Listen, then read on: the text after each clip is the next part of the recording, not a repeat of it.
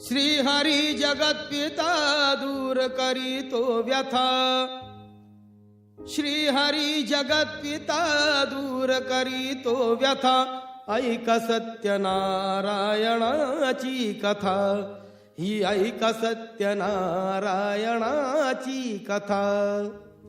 उल्कामुख राजा होता महाथोर, तयाची पत्नी होती सुंदर. नदी किनारी एकदा त्यांनी घातली महापूजा दोघांनी.